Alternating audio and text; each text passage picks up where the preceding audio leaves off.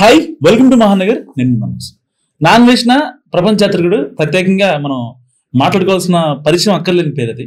So basic గా మనోడు దగ్గర బెట్టింగ్ యాప్స్ గురించి చాలా హడావుడి చేశాడు, అందరూ నమ్మారు. సో గురుగింజకి దాని కింద ఉన్న నలుపు తెలియదు అనుకుంటూ మన చిన్నప్పుడు ఒక సామెత ఉండేది.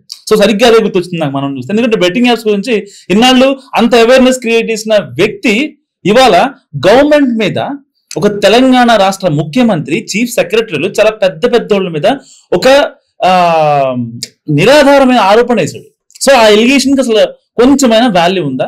సో గట్టి మాట్లాడుతా అంటే మనోడు ఇక్కడ హైదరాబాద్ లో ఇండియాలో కూడా లేడు. సో ఇలాంటి నేపథ్యంలో అసలు నా అన్వేషణ ప్రపంచయాత్రికుడు చేసిన కామెంట్స్ కరెక్టేనా కాదు మాట్లాడదాం. మనతో పాటు జ్యోతి చౌదరి ఉంది, ఆడుతూ మాట్లాడదాం. అమ్మాయిలు గుంటలను అనడం, 15 కోట్లు స్కామ్,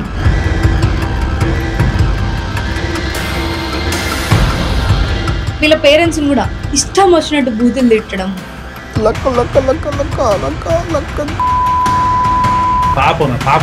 పాపిస్తాడు. నాగార్జున ఉగ్రవాదులతో సంబంధం ఉంది. జగన్ చూస్తే చెక్కేస్తాడు. మీకు నిజం చెప్తాను.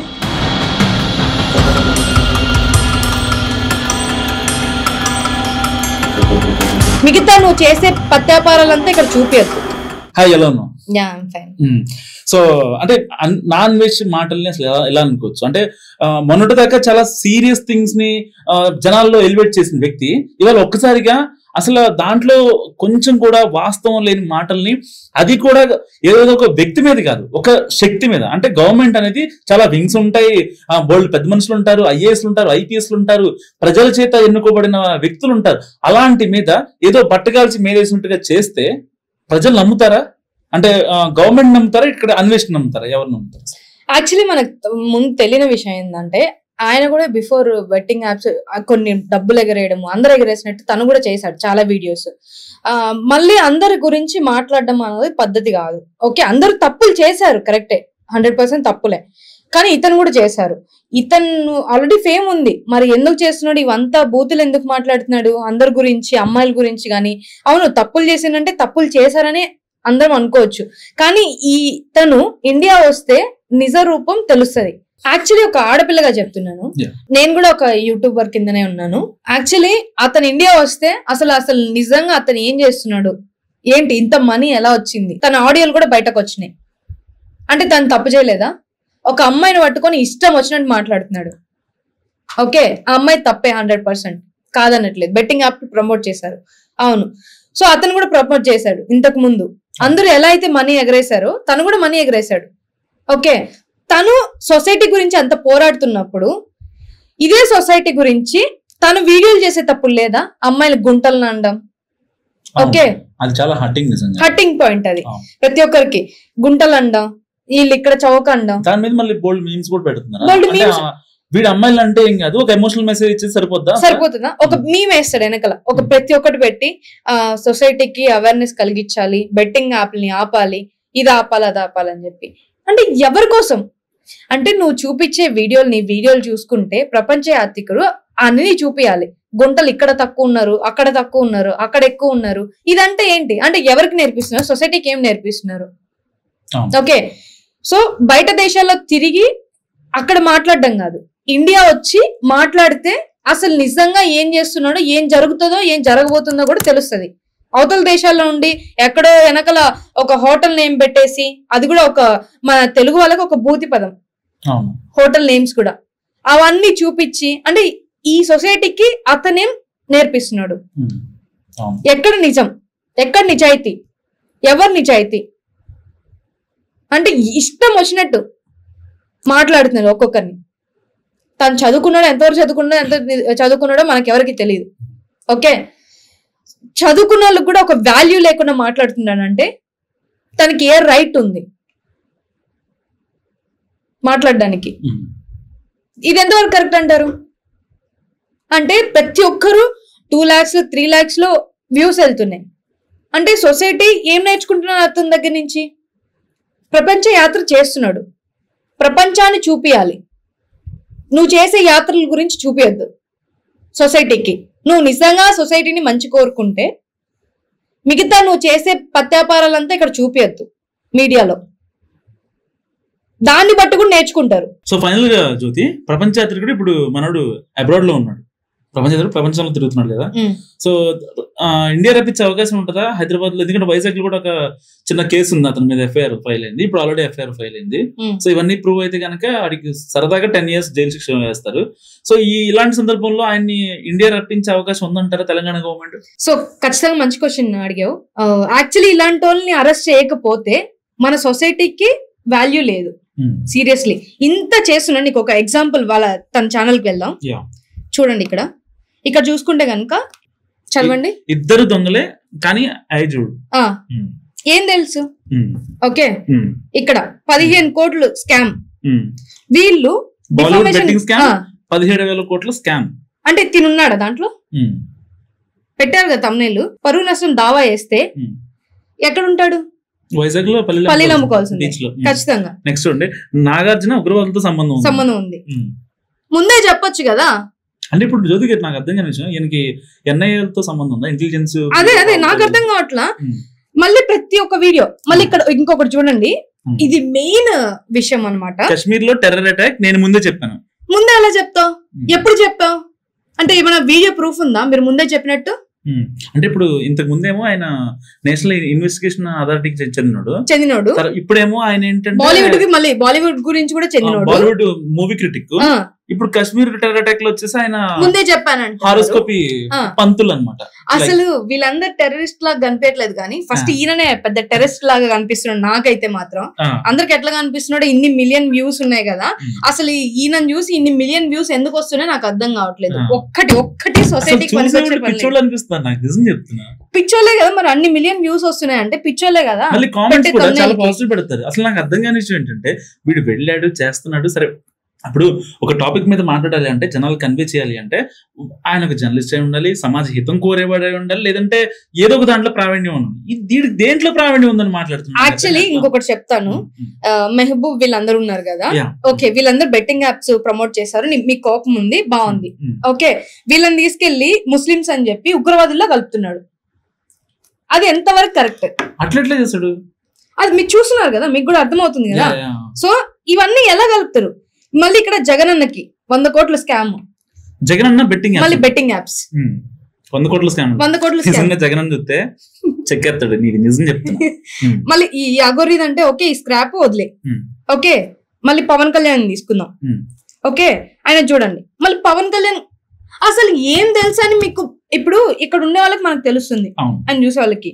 ఓకే, అవతల దేశం వెళ్ళి అందరి గురించి ప్రతి ఒక్కరిది ఇక్కడ చూస్తే దేవుణ్ణి కూడా వదలట్లేదు, వెంకటేశ్వర స్వామి కూడా. శ్రీవారి పాపం తగులుతారా? పాపిస్తాడా? శ్రీవారి బెట్టింగ్ యాప్స్ అట్లా అంటే నాకేం పాపం తగలదు, ఎందుకంటే నేనేం పాపం చేయట్లేదు. ఆటగాళ్ళే అన్నప్పుడు పాపం తగలదు, కానీ దేవుడి మీదకి వెళ్ళినప్పుడు పాపం తగలదా? కాదు, నిజంగా నాకు ఒక్క విషయం అర్థం కాని విషయం ఏంటంటే, మన వాళ్ళందరూ సొసైటీకి ఏదో చేద్దాం అనుకుంటున్నారు, బట్ ఇలాంటి వాళ్ళు ఉండడం వల్ల సొసైటీకి ఏం యూస్ లేదు. ఇంతకు ముందు చాలా బాగా కంటెంట్ చేసే అతను ఈ మధ్య కాలంలో వీడియోల కోసం అని చెప్పి ఏదంటే ఏది పడితే అది. సోనూ సూద్ వీడియోస్ నిజంగా నేను ఈసారి ఇన్ని వీడియోలు ఓకే, దేవుడి మీదకి వెళ్ళాడు, దెయ్యం మీదకి వెళ్ళాడు, సనాతన ధర్మం మీదకి వెళ్ళాడు, ఇంకా అన్నిటి మీదకి వెళ్ళాడు. సోనూ సూద్ బెట్టింగ్ మాఫియా 1000 కోట్ల స్కామ్ అంట. నిజంగా ఇటు చూసాడా? సోనూ సూద్ పాండమిక్ టైంలో ఎంత హెల్ప్ చేశాడు ఛానల్. వీళ్ళందరు గానీ ఒక కేసు పెడితే ఇండియా రావట్లేదు, తప్పించుకొని తిరుగుతున్నారు. దాదాపు ఒక 40-50 వీడియోలు ఉంటాయి కదా. అందరూ సినీ ప్రముఖులు, బిజినెస్ మ్యాగ్నెట్స్, రాజకీయ నేతలు, ఇన్ఫ్లుయెన్సర్స్, బడా లీడర్స్ వాళ్ళంతా. సో వాళ్ళు గనక సరదాగా 50 వీడియోల్లో 10 మంది రియాక్ట్ అయ్యి 10 కేసులు వేసిన లైఫ్ లాంగ్ జైలు శిక్ష. ఖచ్చితంగా. ఇప్పుడు ఆల్రెడీ మెట్రో యాడ్ మీద వీళ్ళు బెట్టింగ్ యాప్ ప్రమోట్ చేశారని చెప్పి ఆల్రెడీ దానికే 4 సెక్షన్ల మీద కేసేశారు. అది కనుక సరదాగా ప్రూవ్ అయినా కూడా 5 ఏళ్ల జైలు శిక్ష. అండ్ ఇప్పుడు ఈ భయ్యా సన్నీ యాదవ్ ఎవరైతే ఉన్నాడో మనోడు కూడా, నేను ఆల్రెడీ ఇండియాలో ఉన్నా బ్రో, నేను రీసెంట్ గా వీడియో రిలీజ్ చేశాను. సో రిలీజ్ చేసి ఏమంటాడంటే, నాకు ఇప్పటిదాకా తెలియదు అసలు ఒకవేళ ఎవరన్నా మనం డిఫెండ్ చేస్తుంటే వాళ్ళ మీద పరువు నష్టం దావా వేయొచ్చు, లేకపోతే ఇలా కూడా కేసు పెట్టొచ్చు నాకు తెలియదు. మనోడు మెట్రో మీద ఎలిగేషన్ చేసేంత వరకు కూడా. సో నేను కూడా ఇప్పుడు రైజ్ చేస్తున్నా, నేను కూడా కేసు ఫైల్ చేస్తాను మనోడి మీద, పోలీసులు యాక్షన్ తీసుకోవాలి, గవర్నమెంట్ నాకు విజ్ఞప్తి చెప్పాడు. సో మనోడు గనక ఒకవేళ ఇనిషియేషన్ తీసుకొని కేసు పెట్టగలిగితే ఇలాంటి వాళ్ళు ఇంకా చాలా మంది రారని గ్యారంటీ ఏంటి? ఎందుకంటే శివజ్యోతి మీద చేసిండు, ఇంకా దేత్తడి వాళ్ళ మీద చేసిండు, వైరల్ ఇన్ఫినిటమ్ వాళ్ళు ఎవరైతే సో కాల్డ్ ఇన్ఫ్లుయెన్స్ ఎవరైతే ఉన్నారో ప్రతి ఒక్కరి మీద వీడియో చేశాడు. నాన్ వేస్ట్ ఇప్పటిదాకా బెట్టింగ్ యాప్స్ అని లేకపోతే పిచ్చి పిచ్చిగా ఎమోషనల్ మెసేజ్ చేసుకుంటూ, లేకపోతే యూత్ కనెక్ట్ అయ్యే డబుల్ మీనింగ్ డైలాగ్స్ తో మాట్లాడిన మాటలు ఇవాళ దాకా రేపు అందరూ చూశారు. సో చాలా మంది కొంతమంది ఏమనుకున్నారంటే మొన్నటి మనోడు బాగానే మాట్లాడుతున్నాడు, వైజాగ్ యాసలో తనకు నచ్చిన యాసలో అందరికి కనెక్ట్ అయ్యేలా మాట్లాడుతున్నాడు అని స్టార్టింగ్ లో ఒక అమ్మాయి గురించి గుంట బాగుంది అని చెప్పి ఒక వీడియో చేసి తర్వాత ఒక ఎమోషనల్ మెసేజ్ ఇచ్చి రెండు బ్యాలెన్సింగ్ చేసుకుంటూ వచ్చాడు. కానీ ఆ బ్యాలెన్సింగ్ వ్యవహారం అయితే ఉందో కొంతమంది ఇన్ఫ్లుయెన్సర్లు, సరే వాళ్ళు బారిన పడ్డోళ్ళు ఉన్నారు, ఇమ్రాన్ అన్న కావచ్చు, లేకపోతే ఈ భయ్యా సన్నీ యాదవ్ కావచ్చు, ఇంకా హర్ష్ సాయి కావచ్చు. యాక్చువల్లీ వీళ్ళందరిది మాట్లాడారు, ఓకే బాగుంది, వీళ్ళు తప్పు చేశారు కాబట్టి నేను మాట్లాడాను అన్నారు, బాగుంది, రైట్, ఓకే. సో వీళ్ళ పేరెంట్స్ ని కూడా ఇష్టం వచ్చినట్టు బూతులు తిట్టడం, అది ఎవరికైనా హట్టింగే ఆ పాయింట్. అది పనిషబుల్ ఆఫెన్స్. వాళ్ళు కేసు పెడితే ఇలా మా పేరెంట్స్ గురించి మాట్లాడినని, తర్వాత ఇప్పుడు అవుట్ ఆఫ్ కంట్రీలో కాదు నువ్వు తిరగడం, తర్వాత వైజాగ్ బీచ్ లో పల్లీలు అమ్ముకుంటూ తిరుగుతావు. నీకు ఏ రైట్ ఉంది పేరెంట్స్ గురించి మాట్లాడడానికి? అంటే ఈ క్వశ్చన్ ఇదంతా మాట్లాడి పేరెంట్స్ గురించి బూతులు తిట్టి నువ్వేం మెసేజ్ ఇద్దాం అనుకున్నావు సమాజానికి? అది చెప్పు, ఏమంటావు? కరెక్టే.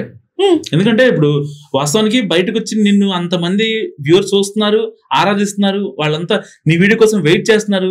ఏ కాంటినెంట్ కి వెళ్తున్నావు, ఎలా ఉంటున్నావు, ఏంటి అక్కడ ఎలా ఉంటాయి, ఇన్నాళ్ళు నేను ఆదరించారంటే నువ్వే చాలా వీడియోలు చెప్పుకున్నావు కదా, నా వల్ల నా ఎవరైతే వ్యూవర్స్ ఉన్నారో వాళ్ళ వల్లే నాకు ₹1,00,00,000 ఆదాయం వచ్చింది, నేను ఒక్కడనే ఉన్నాను అని చెప్పి అంత మంచిగా చెప్తున్నావు. మరి వాళ్ళని మోసం చేయడానికి నీకు అసలు మనసు ఎలా వచ్చింది? వాళ్ళు తిట్టడానికి ఎలా మనసు వచ్చింది? ఎందుకంటే ఇప్పుడు మెట్రో ఇంకా ఎవరైతే మనోడు అలిగేషన్ చేశాడో వాళ్ళందరూ చాలా పెద్ద పెద్ద ఏజ్లు. శాంతి కుమార్ గారు తెలంగాణ చీఫ్ సెక్రటరీ, ఫస్ట్ మహిళా ప్రధాన కార్యదర్శి ఆవిడ. అలాంటి ఆవిడ మీద ఆవిడ ఎన్ని బాధలు పడి ఉంటే వాళ్ళ స్థితికి వచ్చింది, అలాంటి ఆవిడ మీద నువ్వు నిందిస్తావు. అండ్ దానకిషోర్ గారు municipal administration and urban development department లో ఆయన సీనియర్ IAS క్యాడర్ అధికారి. అలాంటి వ్యక్తి పలానా అమీర్పేటలో వర్షం కురిసింది, మాదాపూర్ లో డ్రైనేజ్ పోవట్లేదని చెప్పి వెంటనే ట్విట్టర్ లో ట్యాగ్ చేస్తే ఇమీడియట్ గా రెస్పాండ్ అయ్యే వ్యక్తి మీద నువ్వు ఇవాళ ఆయన మీద ఎలిగేషన్స్ వేసి ఎవరికి ఏం మెసేజ్ ఇద్దాం అనుకుంటున్నావు? అసలు వాళ్ళ క్యాడర్ ఏంటో తెలుసా నీకు? వాళ్ళు ఏం చేశారు, గతంలో పబ్లిక్ ఎంత యూస్ఫుల్ అయ్యారో ఏ ఒక్క విషయం తెలుసా? ఇంకా చాలా మంది IPS మీద నిజంగా యూట్యూబర్ అయితే నిజంగానే తను సమాజం కోసం పోరాడుతున్నాడైతే ఖచ్చితంగా ఇండియా వచ్చి ఇవన్నిటి గురించి ఎక్స్ప్లెనేషన్ ఇవ్వాలి. ఒకవేళ తను రాలేదంటే మాత్రం తనే పెద్ద స్కామర్. సో ఇది మన ఆటగాడి స్టోరీ ఇప్పటిదాకా. సో ఎవరైనా మాట్లాడుకునేది ఒకటే, మనోడు ఇప్పటిదాకా బెట్టింగ్ యాప్స్ గురించి ప్రమోట్ చేస్తే అందరూ చాలా హర్షించారు. కానీ దాని తర్వాత ఫాల్స్ ఎలిగేషన్ చేసిన మాత్రం ఎవరు ఒప్పుకోరు. ఎందుకంటే నిరాధారమైన ఆరోపణలు చేసి నువ్వు అబ్రాడ్ లో ఉండి వీడియోలు చేసినంత మాత్రాన రేపొద్దున హైదరాబాద్ వచ్చాక నువ్వు పట్టుబడవు లేదంటే అరెస్ట్ అవ్వవు అని అనుకోవడం కరెక్ట్ కాదు. సరే ఏదన్నా మనం మాట్లాడుతున్నావు అంటే నిన్ను చాలా మంది చూస్తున్నారు, నీ వ్యూస్ ఉన్నారు, వాళ్ళని అలా హోల్డ్ చేసుకోవాలి అంటే నువ్వు పిచ్చి పిచ్చి ఎలిగేషన్స్ ఇకనైనా మానేసుకో, త్వరగా వచ్చి తెలంగాణ గవర్నమెంట్ కి సరెండర్ అయిపో. Yes, thank you.